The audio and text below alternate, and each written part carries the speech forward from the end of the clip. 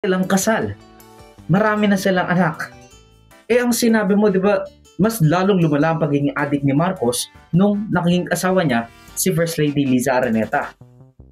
Tapos, pinush mo pa rin siya maging presidente? Di ba ang weird nun? Kinumbinsi ko pa si Bongbong. Pakasalan mo na si Lisa. Naisip ko nun, kapag nag-asawa siya, malalagay na sa tahimik at magkakaroon ng direksyon. Ang laki ng pagkakamali ko. Mas lumala ang kanyang pagkalulong sa droga.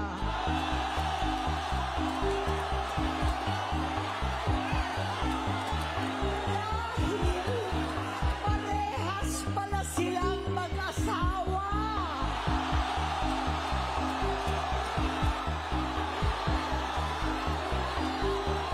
Naging gobernador siya ng Ilocos. Alam ng mga tao doon na halos hindi siya pumapasok. Tapos kinumbinsi mo pa si Sara na tumakbo kasi matatalo daw ni Lenny kapag hindi sinama ang mga Bisaya in the wave of the Duterte clan. Pagdating ng late October, after deadline ng filing, tumawag sa akin si Senator Amy Marcos.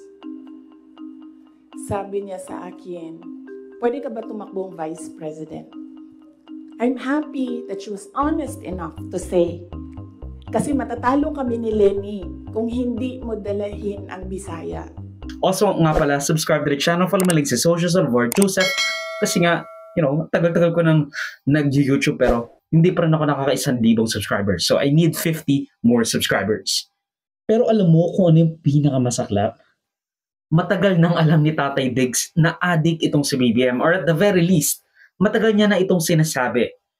Pero wala siyang ginawa. Pero wala kang ginawa. Yung mga mahirap na drug user, pinapatay. Kapag siya buong gamit mo, todas ka. Walang due process. Shit happens, di ba nga, nung may namatay na bata dun sa drug raid. Sabi ni Bato, shit happens.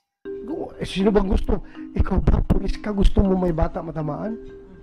Never. Kasi ikaw may anak ka rin. Hindi mo gusto mo mangyari na ganun. Pero shit happens. During operation, shit happens. Pero kapag cocaine, baka maging economic advisor ka pa ni Duterte. Di ba, Michael Yang? Alam ko